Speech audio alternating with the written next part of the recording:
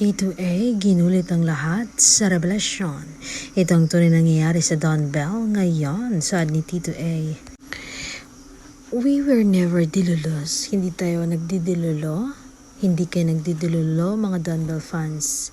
Because I remember their interviews, diba? Naaalala nyo ba ang lahat ng interview nila? Paano hindi magkikita or usap sina Donnie at Bell after nang tayo sa wakas era? Plus din posing their love team projects.